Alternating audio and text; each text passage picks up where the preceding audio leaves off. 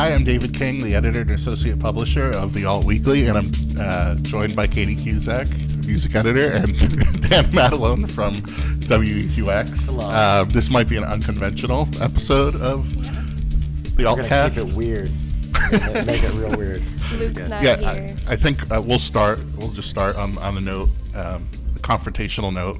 Oh, jeez. All right, right out of the gate? Yep, right All out right, of the let's gate. do this. I'm ready. So I think half of Albany wants to know, Dan, why didn't you invite them to see Spoon in your basement? That's legit your first question to me? That's it. Well, believe it or not, I don't have any control as to who gets to hang out with Spoon. It's more of the label required that no one else was there, so it was only production staff that was at the show.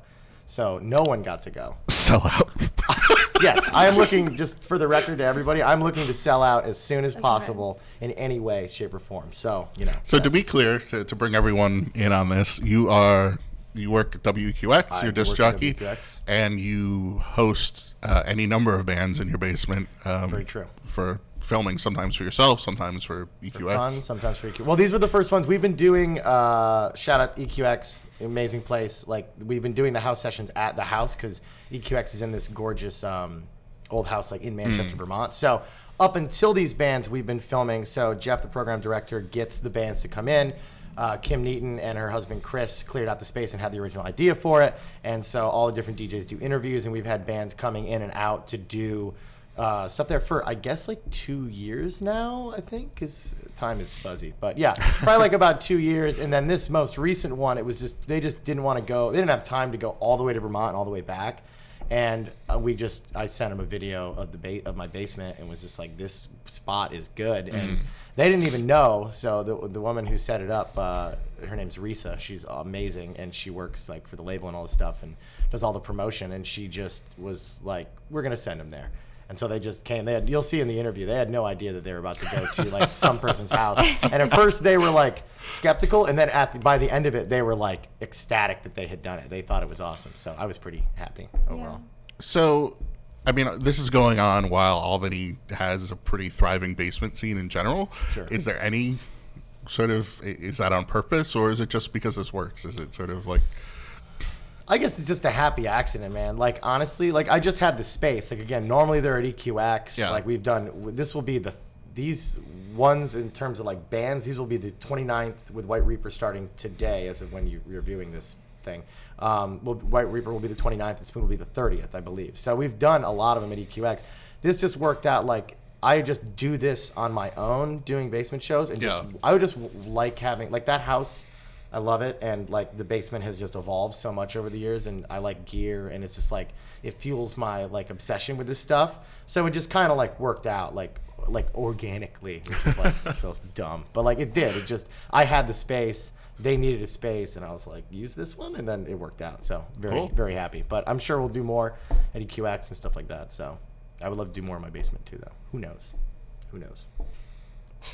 So we've got a couple. You guys booked Matt and Kim.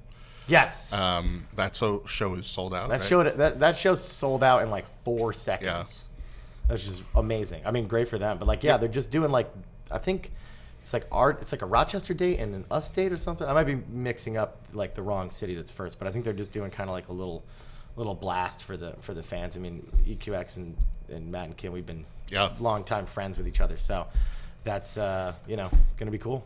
And I'm sure you guys are getting yelled at for having tickets sold out because I'm getting yelled at by we get yelled at for all kinds of things that aren't our fault. Believe it or not, we don't have a ticket tree where I don't just have tickets for you. I don't know if you're aware of this. So like messaging me angrily, believe it or not, it's not like Jeff is the one who's like I'm going to like do this to you, or I'm the one who's like I'm going to do that. Like it's so stop. Yeah. Relax. Everyone relax. I don't know what to tell you. In terms of sort of smaller local bands, you also had the C and Girl Blue play your basement recently, and that was filmed. Can you talk about sort of that process of like spending your free time to just sort of organize these shows to be set up and filmed for pretty much everyone's benefit, but for no reason? What's in it for you? Clout, I guess. I mean, there's that, and I don't know clout. Like I don't know who's paying attention. I don't know what currency, what person or thing will take that weird little, thing. But I don't know. I like doing them. And I was at their house, or at the See the Seas house in Troy for like a holiday party. And Girl Blue had played, and they had played. But I tried to film Girl Blue's set, but the audio didn't sound good enough for like how phenomenal she is. It was just like the guitar was really noisy, and I was like, this shouldn't be done. So it shouldn't be put out. So there was that, and then the See the Sea had played recently at the house, but I didn't get anything together for it, and we just did like a show, and I was like, man, we should really do this. And then, it ended up being crazy. I just planned to do it, and then Chris Leary, who's my editing partner for all the EQX videos, and like an incredibly good friend of mine, his brother, Chrome Glass Productions, him and Chris have a thing, and they've been at it forever. And Brian is amazing, and Brian just was willing to come and bring his crazy. This is like the craziest camera I've ever seen in my entire life. So he brought it and was like, I'll help. So I don't know, people are willing to help. I'm propped up by like dozens of people. Like I don't really have any discernible talent, but there's a lot of people that show up around me, whether it's EQX staff or whoever who are helpful. So I don't know why we did it. There's just going to be sick content for both of those acts. So that's really it. And it's fun to do. Yeah. Well, you definitely host a number of people in your house, as do a lot of the sort of underground venues all over the place. There's always a show happening, probably multiple times a week, sometimes on the same day, which can be a little bit frustrating, but daunting. We got pretty good though. We stagger now. It's not as bad as it used to be. Yeah, like start at one and end very late at another. But what are some of sort of the most exciting releases you can see coming out of 2018, or local or like famous bands? We can start local, build up famous, if you'd like to talk about those two. I know there's a Bruiser and Bicycle and Hate Club split that Scoops Jadaris, Nicholas Scoops Jadaris is recording, and that's going to be amazing. And also, what do we got? Another Michael release. Can't wait for that. Can't wait. So that's going to be incredible. New Prince Daddy apparently. It's going to be quite a year. That one's interesting because I feel like they keep teasing it in a really weird way. So they keep recording, they keep putting out little stuff. It's like there's like a record, and then there's like a song that Scoops and I'll do, or like there's stuff that gets like put out. But like they're I believe they're recording a follow-up to their last like full LP, which is really great. Can we tell our Prince Daddy story? I guess. Go for it. All right. I'm all ears. I'm sure it's not something what is Prince I'm sure I've already heard this. I'm sure you have too. Katie's forgetting. So the story on Prince Daddy that we did, they were okay. I told you the story. They were smoking the weed. Tons. Marijuana. I do wonder how much weed goes into a Prince Daddy album. But I would imagine. We had a salesperson over at Daily Gazette who partnered with come up and like that article was fucking great. I'm like, well, that's good. Yeah, my I think it was his sister-in-law found out that while she was away, her son was smoking weed and recording an album. Well, I'm sure she'll be very excited that we're talking about it here on this podcast again. I'm sure the story didn't die. That the story didn't die. That it now lives on in infamy. I'm excited. HD video and full audio. Yes. Yeah, I didn't say who. That's true. Well, yeah, true. I'm not defaming anyone. anyone. Linked it to the band. You have no idea. But that's going to be sick. The See the Seas record. I believe Girl Blue's going to be releasing something. Recorderoys, Beargrass, Neighborhood of Make Believe. The Parlor's got a new record. Dan LaFave stuff. So there's a whole bunch of stuff that's going to be coming out I'm excited about. But Josh Potter told us last week that Front Business is recording with Slowy, yeah. Yes, that's going to be sick. Yeah, there's a ton of good stuff locally. I think the Sea is actually a really interesting band because I never got to see them play when it was just the two of them, and they're really, really powerful to watch as a four-piece, and it's just like really cool. So I'm excited for that video to come out. Yeah, it's going to be good. And then the dude who produces them, Troy Pohl, is like an absurd talent. So I'm really excited to hear that record. I think it's going to be something pretty special. Yeah. I mean, there's so many people involved in the local music community that are sort of running under the radar. Where do you see this continuing to evolve, like, over the upcoming years? I don't want to, like, put a number on it because it's hard to say, but...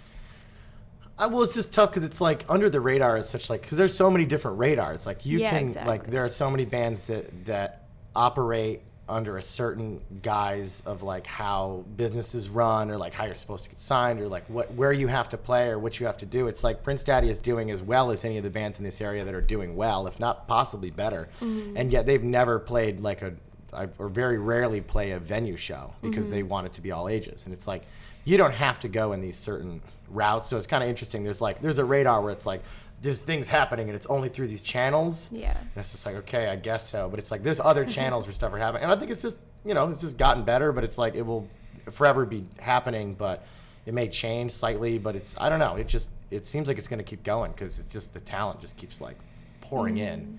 And it's pretty amazing. Yes, like cycling through. And it's interesting, like the different channels. Like there's people who like run venues and only go to venues and go to certain venues and say, well, there's nothing going on. And then they aren't even aware that there's like whole other worlds happening. And I'm wondering like how we can start to move everything together or if that's even possible. I don't know if it's possible, and I don't know how much I don't know. That's a loaded question, and I'm unsure if I want to be on videotape discussing my actual answer to that. I just don't know if it's possible to do. It's like, and sometimes you don't really want that to happen. Like, in some ways they are. Like the fact that an artist like Girl Blue can, be on a tour with Wild Adriatic 1 week and love those dudes, and then also play My Basement is smart. Get a man who can do both. Get an artist who can do both. You know what I'm saying? Like do both. You don't have to do just one. You can do just one. You can do whatever. But I like that. I think that there are more artists that are willing to do that because both the scenes are more interesting and just better done kind of in a way. So yeah, like different measures of success. Yeah, I guess. Yeah, you can, There's many different measures of success, and just one way of which we discussed at that. There's like that thing at Over It that was interesting. Right. Like what makes success or whatever. Yeah. It's like there's a whole different system that you can use depending on who you are and what you actually want out of anything. I mean, that panel at Over It, just having seen some of it and heard some of it, I think it speaks to sort of what we're talking about here in a lot of ways, and that like for a lot of folks, success is a formula that actually doesn't exist anymore because of the way the music industry has changed and the way bands survive now. Spending $20,000 in the studio isn't viable, and also not remotely necessary. Right, and that's I mean, I think that's what's so interesting. Katie was saying like I don't know anyone who just bought a microphone to start recording. They record to their iPhone, or they so there's so many other ways to get started now. And I think a lot of Albany, in some ways, there's sort of the old guard that hasn't caught up to that. The idea that these kids are making it work. Yeah, no matter what. Well, one thing that's cool is there's like I got this David Tayo from the New School asked me to talk, and that was exactly what the point was like to tell these kids like, hey, you're probably some of you will maybe some of you are going to be like Scoops and get out of school and work your butt off and be like the best and like just make it happen just forever. He's the best, but it's like some of you are going to have to hustle some weird shit like I do, and that's why I had to go talk to him. I think it's good. I think that there's possibly an old guard that exists, but like they're at least I don't know who they're really impacting. They're spinning their wheels with themselves, and that's fine if you have to do that. But it's like I think it's cool. I think that there are people in positions of power and people who are able to influence younger people that know exactly how it goes. 'Cause I can't imagine being an educator is all that easy either. So it's like one of those things where it's kind of good. Where I think people are getting it. Which is nice. The information's going to get around eventually, like Girl Blue and Spotify is sort of an interesting story, but is there room for that to happen?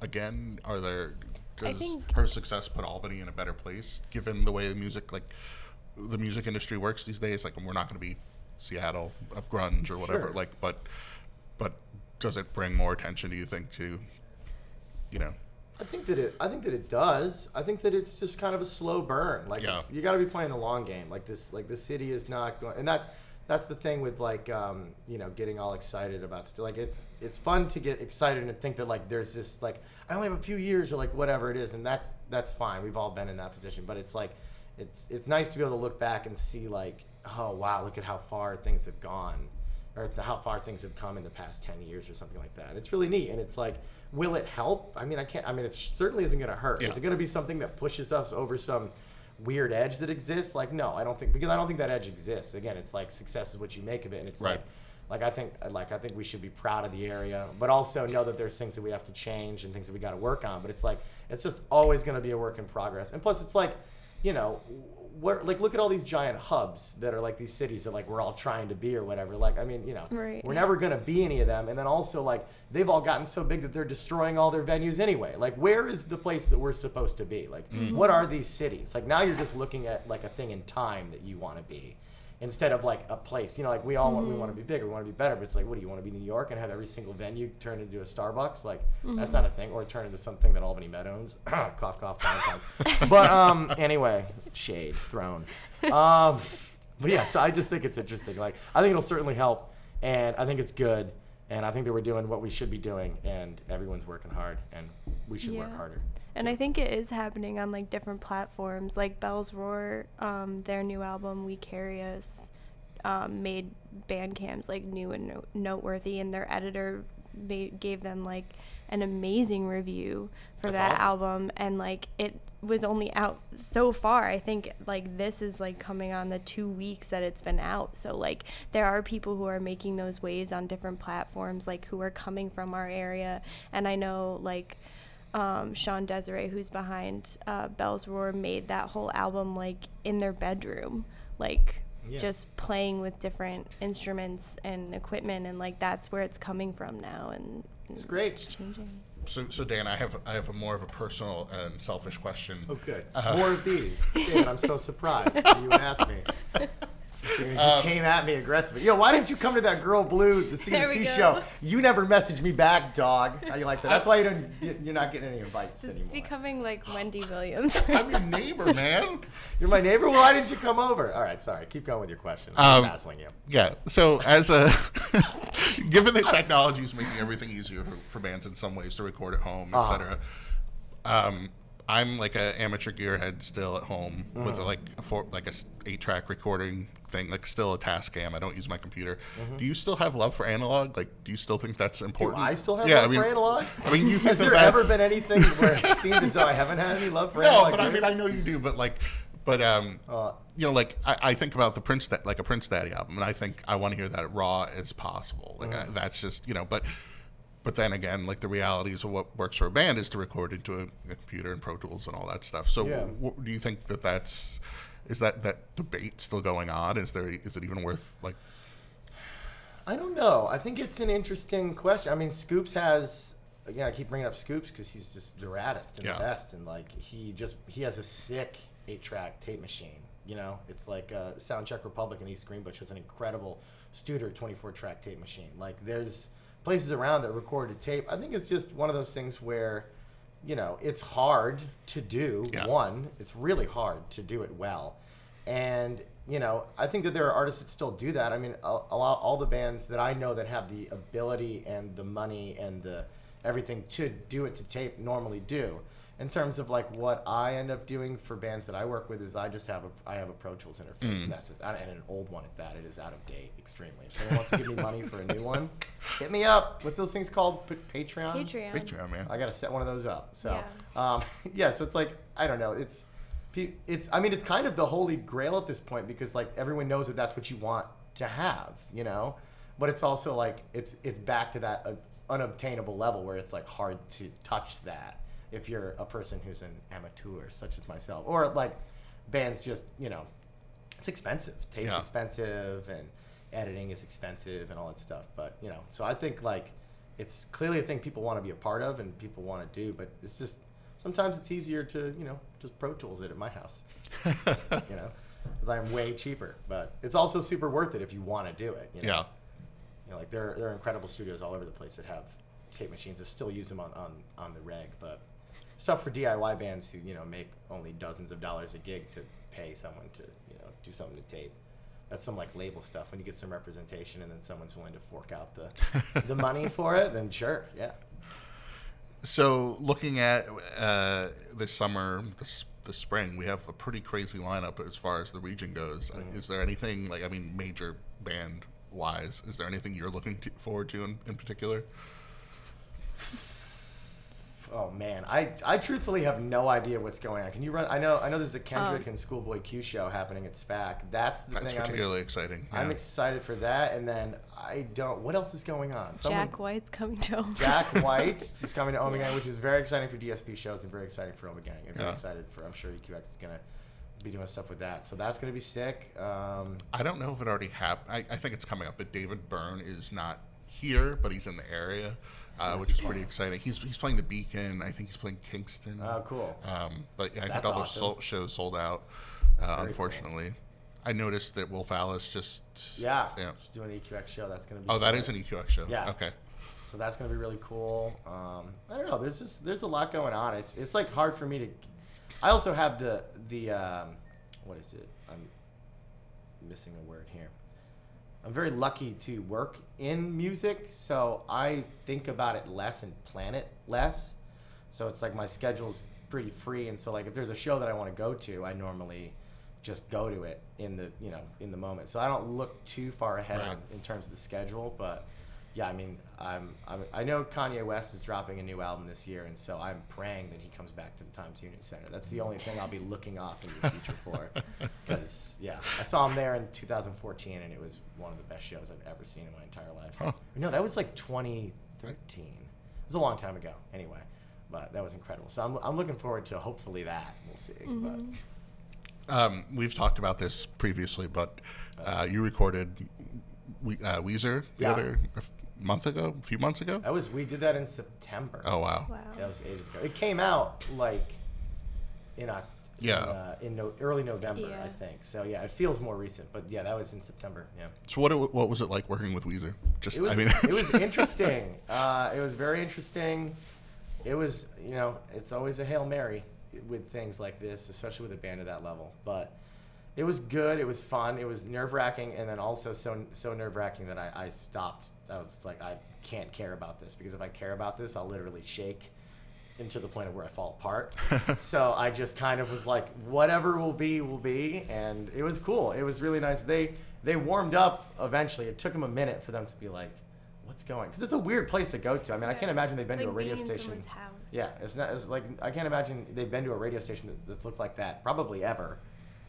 And definitely not in the past 10 to 15 years, because they just don't exist. Yeah. EQX that's it. And there's one in Columbus, Ohio. It's kind of like a sister station. We're like friends with them, but it's like I don't know where else you can go. Mm-hmm. So I think that they were confused, but then also they were a little sleepy. But then by the end of it, I mean, it was really fun having them in the studio and having them talk. And Rivers it's just the most adorable person. I wanted to hug him so bad. Just give him a little hug. I love him. But he was great, so it was cool hanging out with those guys. He spent time at Albany Med, so maybe he had that hang up. Yeah. Last time I was through, I was horribly injured. Yeah, he was really nice though. I was wondering if he would be standoffish or something. I mean, you hear. I mean, you can't believe any of this stuff that you hear about any of these people, because none of it matters. They're just, and everybody has bad days too. Of course, That's and they're just so people. Tough about it's like whatever. But he was really sweet and really warm, and was like talking on the microphone. He seemed like to be really happy to be there talking to the people, and had no like apprehension or anything. Just getting on the mic and telling stories, and it was awesome. Yeah, I was very excited. I know as a DJ, you have a similar experience to me, where we get a lot of music sent to us and just sort of like have to be at a lot of shows and doing a lot of things. What are sort of the main elements that you look for when you're like, yeah, this is a band I want to watch. Yeah, this is a song that I really want to play. Like what are you looking for there? I don't know if it's super quantifiable. I just know if I like it or know if it, I mean, it's all opinion. So like my opinion means only as much as anyone else's opinion means. It doesn't really matter. But I don't know, if it bangs, it bangs. If I like it, I like it. It doesn't have to. It could be something that is a rock band. It can be pop music. I don't know if it's made with like tact and thought and integrity, and I like fun music too, but also I don't know, I'm kind of emo a little bit. So if it elicits an emotional response, whether it's joy or you know, sorrow or whatever like that. You know, it's like I mean, it's so like, ugh. Just look for something that's real, man. If it's real, it's real. You know what? It's real when you hear it. You know, sometimes I get music sent to me, and I'm just like, who told you to do? Or like, what did you think? Did you think this was all right? Like, you know, it's not. I just like things where it's someone that's just like, this is what I do, and even if I don't like it, if it's you being like, this is what I do, this is who I am, and this is it, then I'm at least like, respect. Mm-hmm. You know. Have you been seeing more of that sort of authenticity, just being out and about? I don't think it's more now than any other time period. I think it just is like I'm in some good channels to be near it. You know, it's like this stuff's always been happening. People, you know, the headlines will tell you that rock and roll is dead, or like did hip hop return, or like something. Like, there's been the years of everything there's an ebb and flow to it, but it's just like. It's like the surface dwelling, you know, stuff of like, you know, what's happening in music is like, there's always been interesting stuff being made by everybody. Yeah. You know, of any style of music, doesn't matter what it is. Like, there's something good about it, you know, intrinsically. Like, there's great country music. Like, I hate pop country, but like, there's great country music. There's great metal. You know, there's great music. There's great jazz. Like, it doesn't matter what it is. Yeah. You know, there's always someone that's going to be doing something interesting. And so if you're looking for that kind of stuff, I think then you end up with a richer, more fulfilled life, and also a deeper appreciation for stuff like that, you know? Go ahead. Rate the Queens of the Stone Age album. Best, this podcast best for to you, worst. man? No one wants to hear this. Best to worst? Yes. Dude, do I have to do this right now? All right. Best. I think I really love... I mean, damn, dude, this is hard. How am I supposed to do this? You're making me do this live? Lullabies has always been like an incredible... I think, dude, here's a conversation that I think is worth having. Is that like albums that come out at your tail end of high school career? Oh, absolutely. There are so many great albums made in 2005, and it's like, I'm sure that they're great because they're great. But I'm also like, am I biased because like I was slowly becoming a real person? Interesting. I think so. Yeah, but it's because for me, the end of high school thing is Songs to the Deaf. Yeah. So. Yeah, but I mean, that's like the clear winner of their albums. I mean, it's an obvious choice. I really love Lullabies, and then followed by like Rated, and then like the first one. And then comes Era Vulgaris and like Clockwork are kind of like, they're both interesting. I think the Era Vulgaris was limited by Jimmy Iovine's meddling. Mm-hmm. Something convinces me that Jimmy Iovine was meddling in them on the Interscope days. That's why they left Interscope, the whole thing. It was a big break. There was a huge break for them. There was a leak at the time. There was a different album. And they wanted to keep, they wanted that Trent Reznor song that was only supposed to be Record Store Day on a 7-inch to be on the record because they thought it would raise the profile of the record. The whole thing. Jimmy Iovine, relax. That's what I got to say to you, bud. Make your own documentary about yourself, you and Dr. Dre. Come on. I watched it. It was great, but like, it was pretty good. Yeah. It was sick, but like, wow. But yeah, and then the most recent one is my least favorite one. Yeah, I have to agree. Yes, it's not very good, but don't tell anyone that I said that. Don't tell Josh. But yeah, so there. Did that satiate? Yeah, that was good. Thank you. Good, of course. I'm done. That's what I'm here for. That's awesome. Is this podcast for you? Is anyone going to see this, or is this just going to be? With your name attached, the sky's the limit. I mean, that's great. So we're just using you, basically. Sorry. Yeah, totally. That's fine. So really unfortunate. I was gonna ask before that happened, when we're talking about like how good every genre is in its own world, I guess. What are some of the main ones you've seen come out of like the local area? Like what's our pattern right now looking like? It's tough for me to speak to that because I don't think that I am connected to enough of the stuff that's coming out. Like I feel like I know that we have an incredible hip hop scene, and yet I don't spend remotely enough time viewing it. So it's like I know that things are going well for the DIY, like kind of college rock, thing. So that's going good. But I think that there's a lot of stuff happening that I don't know anything about. Mm-hmm. And so I would encourage anyone who's interested in any of this stuff to go check it out, because I don't think there's, I don't think we have a crazy burgeoning country scene here, but I could be wrong about that.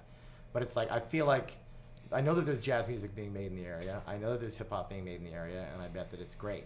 Yeah. So I don't really know, honestly. Like, I think that the only way to really know is to be involved. So like, I don't want to inadvertently cast any shade on a thing that I just legitimately have possibly no knowledge of. Yeah. So I'm trying to be better about that in 2018 is to step outside of my own little thing, my own little bubble, but it's tough, you know? Yeah. So what's going on with EQX in like programming terms? Like there's always sort of a focus, you know, of what's sort of hot, and you know, I mean, we went through the sort of the folk phase, the you know sort of the, God, I don't even remember their names, but you know, the big folky bands. Mumford and Sons, yes. And like now it's sort of like, it feels like a lot of synthy bands, maybe Lord inspired stuff. Is that still what you think is getting the most attention and play on EQX, or are we moving into something? I don't know. It's always interesting to watch what the industry does, because I mean we're an independent music radio station, like fully independent, but you know, the music industry, we're still tethered to that. So it's what's going on with it. What do I think is happening next? I mean, I think that there are, you know, like, there's a lot of great rock music being made. There's a lot, like, acts like Jeff Rosenstock and Car Seat Headrest that we're playing on the station are, like, bringing it, like, super hard. And so there's a lot of that. I mean, and so, like, in terms of the synth-based stuff, I think that people are possibly starting to get a little bit of their fill, or, like, there's so much of it. So, but I don't really know exactly what's coming next in terms of what's, you know, what's going to be sent to us and what we're going to be doing. But we try and keep a good blend. I mean, you know, it's like we'll play. There will always be synth pop stuff like on the station, because there will always be that made in the alternative music sphere. I think, at least for as long as we'll probably be listening to it. But you know, we're always trying to look for, if there could be something weird, there could be something interesting, it could be something heavy, and then it's like, that's why we have so many specialty shows, like my show Going Underground, Jeff's show Jam and Toast, which plays really great jam music. I mean, I don't listen to jam music, but he loves it, and it's a sick show. I got to host it once. It was actually really, really fun. I had a really good time. It turned out I knew some of the bands and some of the songs, and I was like, oh, cool. And so there's always a lot of different stuff to listen to, but it's kind of interesting. There's so much being put out right now that we're just trying to play the best stuff that we possibly can. Yeah. And I mean, you guys have built these really tight relationships with some of these bands because you're the first to play them, and because of, and I mean, I've heard some really interesting stories about the way bands have sort of thanked you or played different shows. What is there something for you that sticks out about a relationship you've seen EQX? I mean, I just think that, I've been there for 4 years, and it's a long. It's had such a history to it. It's incredible. It's crazy. It's like someone should make a movie about that place. Like you could have like a feature-length film or like a documentary series. Like it's crazy. All the iterations of people, all the stuff, all the bands that have broke because of that radio station. I don't. It's just like like Jeff does a great job having a good relationship with labels, and Kim was always really good at it, and Luke is great at it now, and it's just. I talk to label reps and stuff like that. And it's just like you're all trying to do the same thing. You all want people to hear great music. Some of these people work for the bands, and some of these people work for the, like we're trying to put the music out for it to be, to be heard by people. And so I think it's one of those things where you just want to help the bands, and you want people to have fun, and you want people to connect with music, because it's like literally the most beautiful thing like that exists on planet Earth. So to be able to like facilitate that connection between the people and the bands is really like a special thing to be doing with your time. And so we take it very seriously, and then the people who are working for the labels also take it super seriously, and we just want to to connect people to the music. And so, and it's really hard for them, I think, dealing with with how the industry's changed. And one constant is there's probably other constants that exist in the industry, but one of the constants that they get to deal with is EQX, and they get to be like, they know a show that we're going to set up, or like it's going to be sick, like when Jeff gets the Pro Palooza lineup together, like any band or any promoter is going to be excited to be a part of that. When we're picking new music or something, people are always going to be excited they'll be played by the station, because it speaks to like with Spoon. Like Spoon was at first like what, and then we're so excited. Like there's a clip of Britt Daniel, which is going to be at the front of every single one of those videos, of him being like, this might be the best thing about he said like the show. He's like, this might be the best thing about the show, or the best thing about like this leg of the tour. Yeah. It's because they got to do something interesting. Yeah. And that like only EQX can bring something to the table like what Spoon did at the house, or like Pearlpalooza or whatever it is that we're doing, it speaks to that because these bands want to do real stuff. Like every band starts out cool. Like even if most of them do, some of them just don't.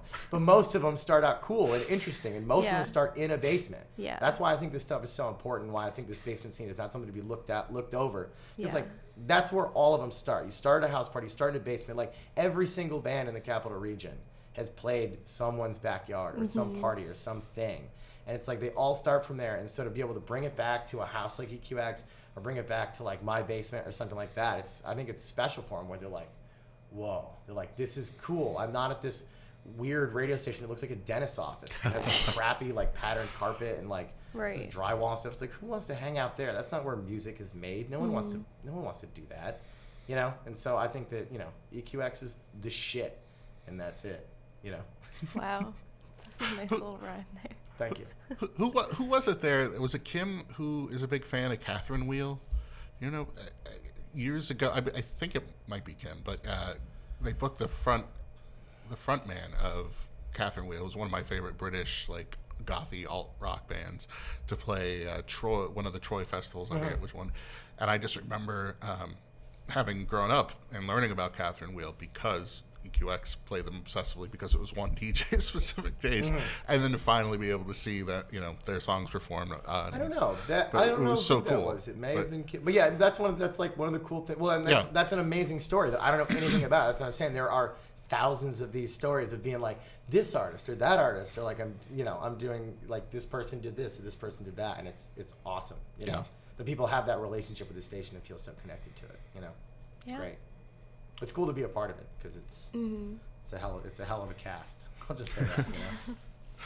Well, thanks for coming in, Dan. Sorry for any confrontation. You're fine. I hope you'll forgive us. I will never forgive you, Dan. Never.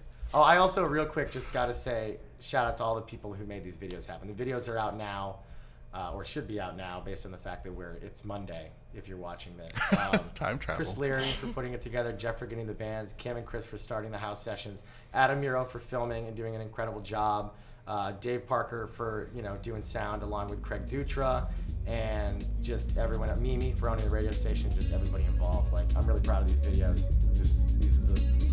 I'm really proud of them. So, cool. We're glad they're out. Like them a lot. Yeah. Very exciting. Sweet. Well, thanks for having me. Thanks for joining us, and I'm sure we'll talk to you soon. I'm sure. Bye.